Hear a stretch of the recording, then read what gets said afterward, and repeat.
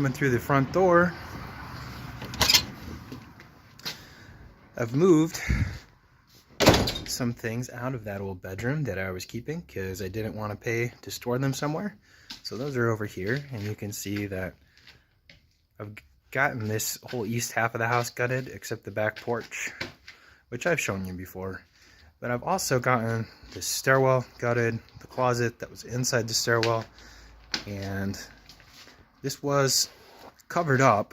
This was a solid wall when I got the house. I think perhaps it was either a closet or a second entrance to this room, which may have been an office originally, or a bedroom. I intend to use it for a bedroom. I've gotten all of the plaster and the lath off the walls and the ceiling in here. I do still have to come into, see if you can see my finger, these stud bays and clean those out. Those are a little tougher, some of that. So I'm cleaning out stud bays so I can do two things. I can run cripple studs next to the king studs that are already part of the balloon framing and fix some of the structural issues in the house. And also so I can get some insulation down in there and try to bring up the R value on this house by hook or by crook. And I'm in the room that I'm hoping is going to become the dining room. And this is the second stud bay I've had like this, and the original builders decided to just let these big guys fly. However, underneath that are many of these, and I need to get them out so I can transfer weight effectively into the earth. This house is such a mess. Those are a little tougher. Some of that stone and such down there is pretty badly packed in. And my lighting, again, I apologize. I'm going to see if I can find a way to get the camera to cooperate. But this room has been where most of my recent work has been focused. But you may remember there was a bunch of junk back here. That is now off to the dump. This wall is now all cleaned off, and the chimney that used to be right here is now gone. That was quite an effort. I took it down starting upstairs, worked my way down. It was a really obscene amount of sand and mortar and ash, and it was really nasty. You can also see the pretty intense water damage that happened around that chimney. Just for anybody who thinks about buying an old house, chimneys traditionally were not flashed very well. They let a lot of water into the house, so I would be cautious in buying an old house that had a chimney on it.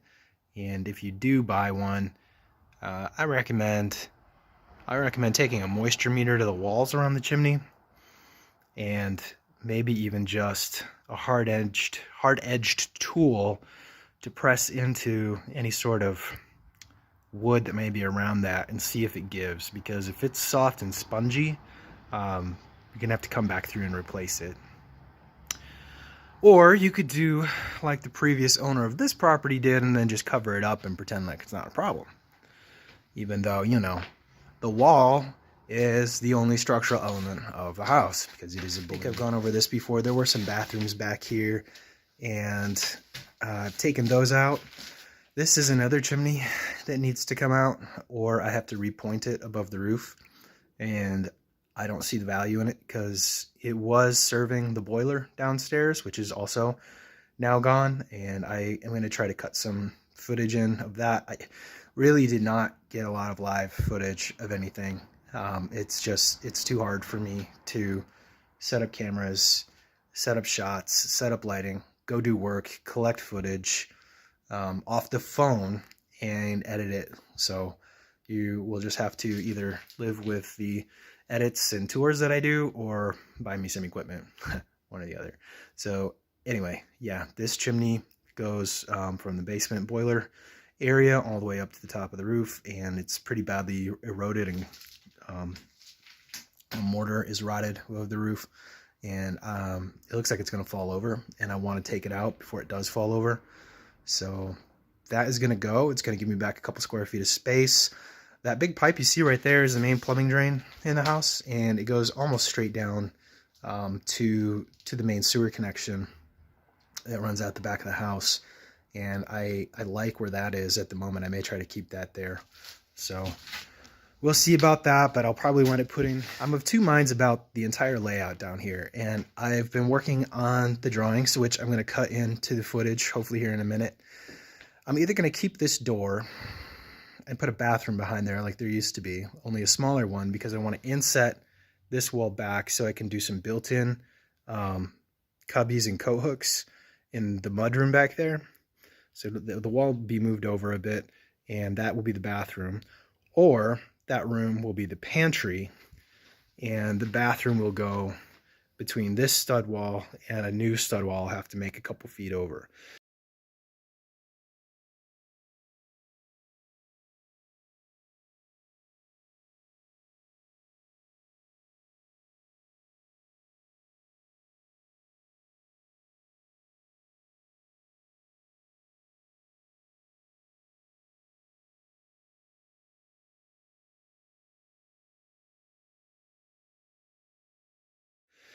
I'm not planning to keep this window. I think I've mentioned this before. It doesn't really show me much unless I want to stare at the neighbor's siding or their kids playing in the yard. So I'm probably going to close this window over and fix the framing there. And that'll give me some space here on this wall to work with. And then this area here in this corner of the house, let's see if I can back up, try to show the whole space. This area is going to be the kitchen. Down in the basement, I cannot remember when my last video was out and if it included this or not, but if I don't break my neck on the way in, guess what's gone? The entire boiler is gone. I've also taken out... And this week, we can talk about the boiler. I'm pretty sure I mentioned in the past that I had intended to take this out. A lot of lines were broken, there were leaks, it was filled with junk I didn't want to deal with. Not to mention that this device also had a bit of asbestos on the back of it, which I've had removed. And I had this brilliant idea. I was going to come down in quarters and perforate a line top to bottom, and then come in with a angle grinder or something, connect the dots, pull all the pieces off. That has not been successful, even a small amount.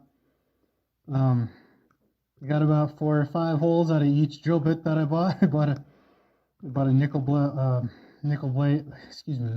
bit. I bought a black gold titanium oxide, black gold oxide bit. It did not last long. It's been a holiday weekend, so I can't really go get stuff to sharpen them, and I don't own it already. So I decided to go after it with an angle grinder, and that's been working much better. I'm able to actually lay some line in and cut down, but the batteries don't last that long. Of course, it's cordless, and the blades don't last that long, so I was forced to move on to the sledgehammer. My trusty sledgehammer, and that's been much more effective. It's been showing me I've got about double the work I thought I was going to have, because of course it's jacketed, so that's great. In any case, either today or one day soon, I'm taking out this gas line.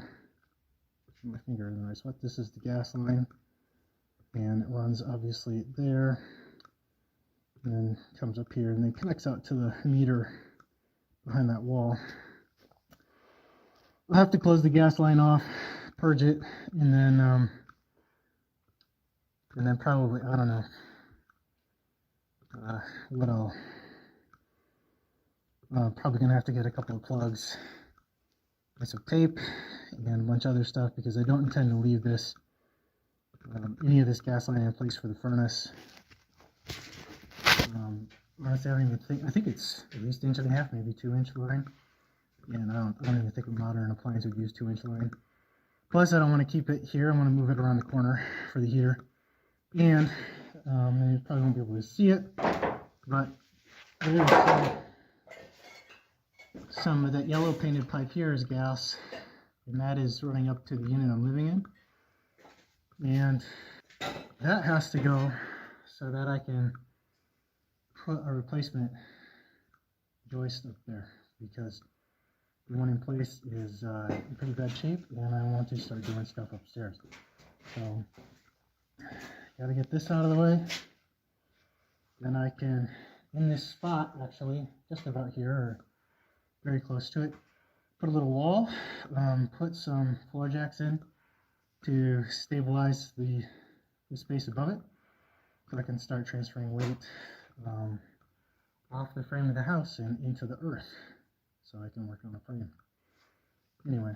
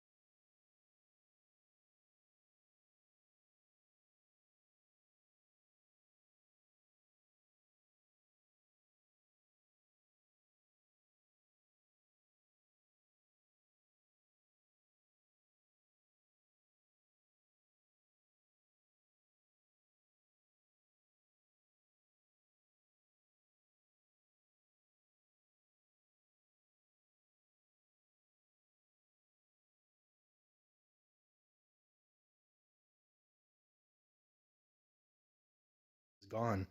I've also taken out the rest of the piping to it, the steam hydronic piping that I could get to. So that was up here. That's gone.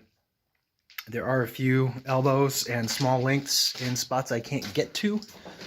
You probably can't see it. Yeah, the lighting is terrible.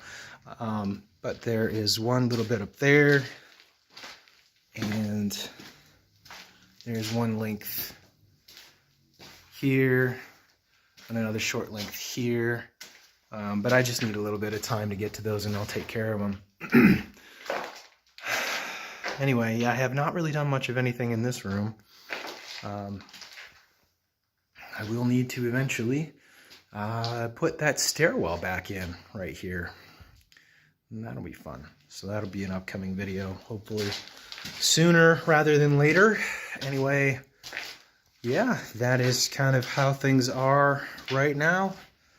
I moved a ton of lumber out to the barn, cleaned up the space. I've been salvaging wire. I may attempt to try to get a few chuckles out of it, or I don't know, try to do a few short runs with what length is left. But yeah, coming up the back stairs here. I intend to keep the back stairs. I intend to probably at the end of this landing put a door, and then or move it back some, because I kind of want this area to be a sun porch of sorts. So I may try to steal that landing back, or I may leave it where it is. I don't know. But then yeah, I had these windows for some nice morning light, because these face the north and east cardinal directions. So that should be good. We'll be coming in to make sure that all the king studs on this wall are as continuous as possible. So you can see that one got cut here. We'll have to scab one back in for that. If I keep this door where it is and of the same size, that's fine. I'll probably rebuild that header and fix that, because there's a lot of weight being transferred through that piece of wood down to the ground, down to the foundation. I have talked about turning this door, moving the French door that's behind me, the one that connected the living room to the dining room, and moving it out here to connect the sunroom area to the dining room. If I do that, I'll be reframing this section of the wall. This wall that I'm facing here is going to be removed entirely. I intend to replace it at the ends with a couple of posts, and on top of the posts will be a large beam. And then that beam is going to be supporting cross members. And I talk about this a lot. They're going to be facing, perpendicular to these floor joists for the second floor. And those are going to come in and help fix the deflection on the second floor. And they're going to be probably two ends. One will go west there towards the window that I'm facing. The other one will go directly opposite it to the east and wind up above that window. Hopefully on top of a cripple next to a king stud. So we'll probably be going over this bay or this bay, one or the other. One thing that is hard to see, and maybe I can visualize it for you. I have an old piece of quarter round shoe trim here, is how bad the level on the floor is, and that's not square. I'm gonna go get a level. Okay, so I'm back here in that corner by the wall that crosses through the first floor, and I wanted to point out that, of course, my shots are terrible. There's a problem in this section of the house that you can kind of see with this level. So this level is true; it's straight. It's not currently level at all. In fact, it's still kind of even on the slope out where I'm starting it. But you can see at the far end there's a gap, probably an inch, maybe two. It's significant enough to notice once you've been here a while and start getting used to walking around, that this section of the floor feels like it's collapsing. And it's not, but it is. The floor joists that run under here are resting on a header, and that header is tilted on one end.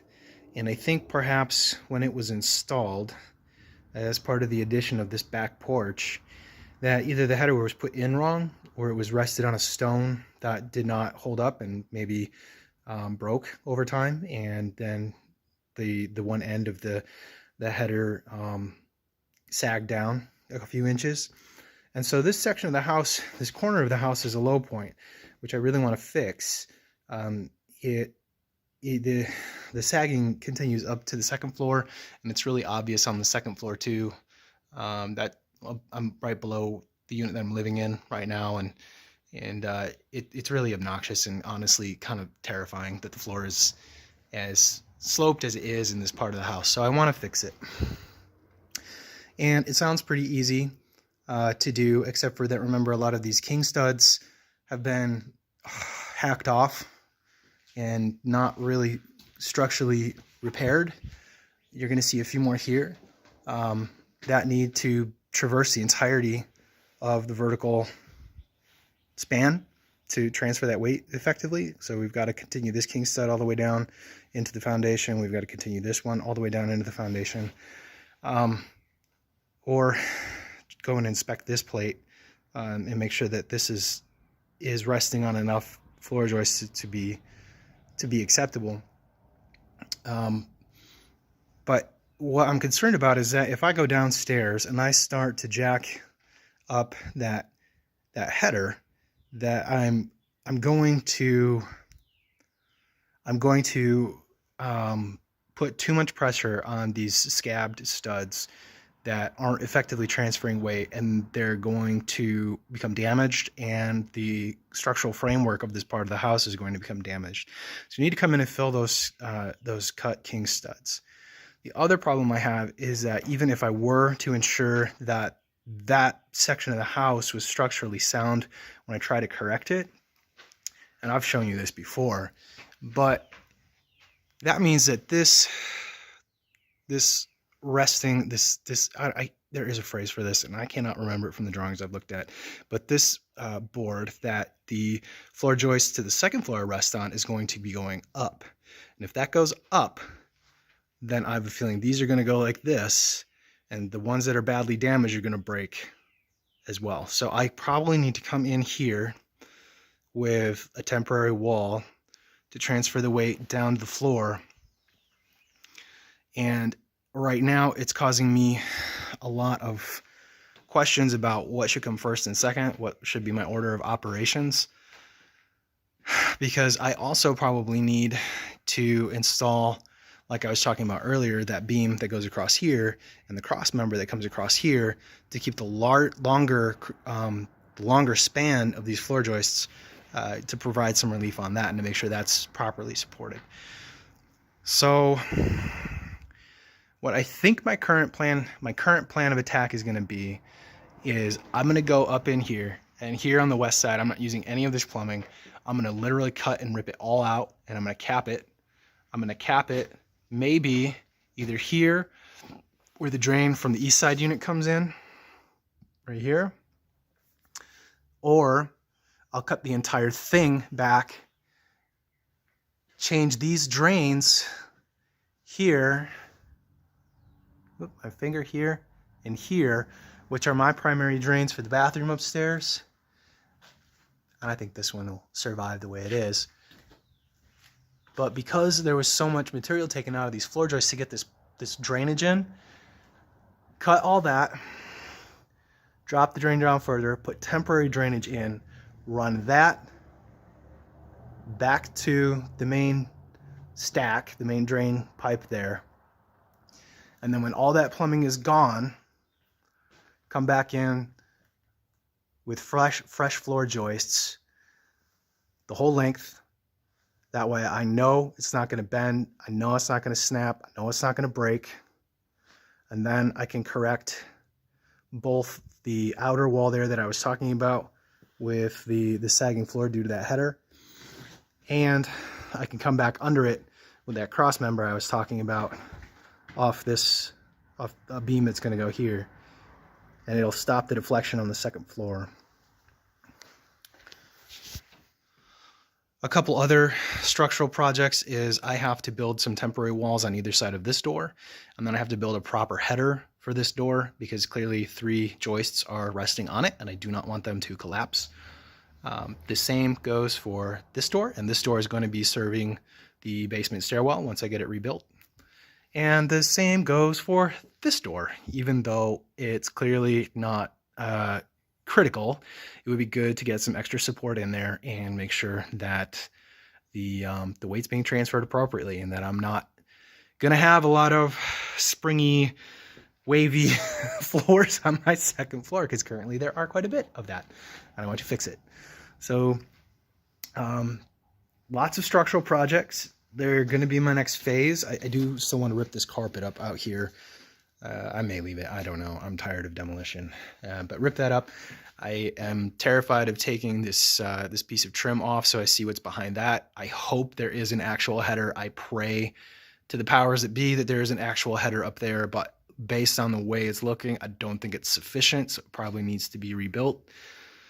And the very last structural project I need to do is I need to come underneath this point of the floor down in the basement and jack it up and put a post under that so that this the stairwell doesn't sag anymore because it's sagging. On top of that, I have a number of points of water damage where I have to probably bring in fresh lumber to make sure that I want to say corroded, but rotted, where the rotted timber is, make sure that it's not the only thing there, make sure it's got some extra support. So I've got spots where both old chimneys where I know there was one there because I saw it and I took it out, and I'm pretty sure there was a mirrored one on the other side because there was a significant amount of water damage there. I also have some insect damage on some floor joists under the first floor that you can see from the basement. So I probably have 5 or 6 of those to do. And then when that is all corrected, then I can frame my new walls for my first floor, and I can start running wiring and piping for plumbing and making cutouts for HVAC. So it's coming. It's going to be a while. Also working on an estimate to take to the bank for a new loan, because it's become readily apparent that this nickel and dime approach, pay as you go, is really slow, and it's not going to work to get me into a livable space in a reasonable amount of time, and I'm tired of waiting. So that is probably going to change things. I'm torn on if I should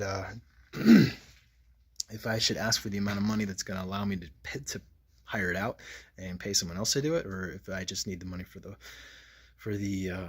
the materials and the tools. So we'll see. I'll probably wind up having to go with subcontracting it out, which I don't love, but it needs to be done. And I've also come to terms with the fact that even though the city says you don't need a contractor to work on your own property, when it comes to this level of renovation, I have to have plans and permits on file with the city, which means I need engineers to sign off and plumbers to sign off and electricians to sign off on what I'm going to do, or pay them to. So that is going to be another expense coming up. I'm hoping it's not too bad, but I'm gonna be talking to some experts on that field and trying to get it moving forward. Biggest problem is this is not the only thing I do with my life. I have a full-time job and it's pretty demanding, so finding time to work on the house is a bit of a challenge. Anyway, thanks for sticking with me, letting me ramble, show you what I've been up to. I still need to spend a good number of hours cleaning up nails and bits and bobs, pieces of plaster and little bits of lath, and trimming back old knob and tube crap and pulling out old wires that aren't going to work and a bunch of other stuff. So by no means is this done, but I think I've made some good progress. Anyway, thanks again, and happy St. Paddy's Day.